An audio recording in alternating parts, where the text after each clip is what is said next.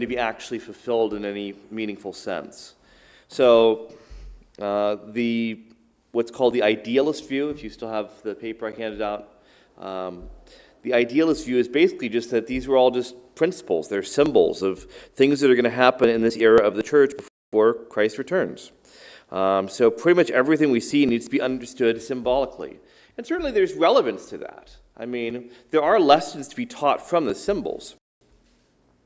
As one writer put it,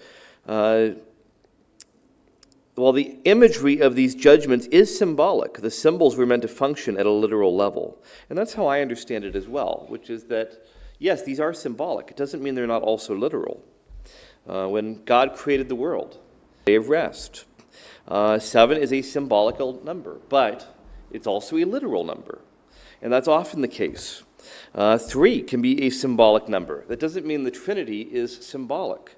It is a literal 3 persons. And I think we see very much the same thing here.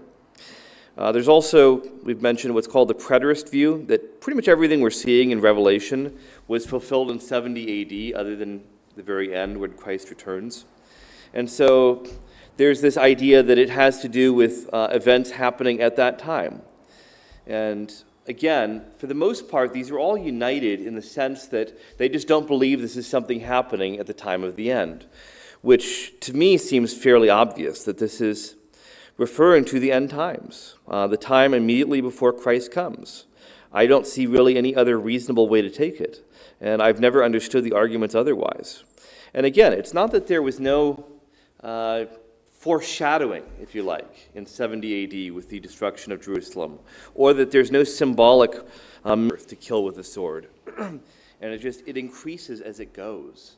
And, you know, the horrifying scenes we see just get worse and worse as time goes by.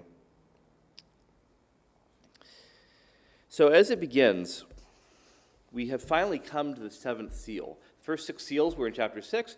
Chapter 7 took a break. We saw a couple of other scenes. And now we come to chapter 8, and the 7th seal finally opens. Now, up till now, at least 5 of the previous 6 seals were very clearly seals of judgment. So, what exactly is the 7th seal? What is it that we see here?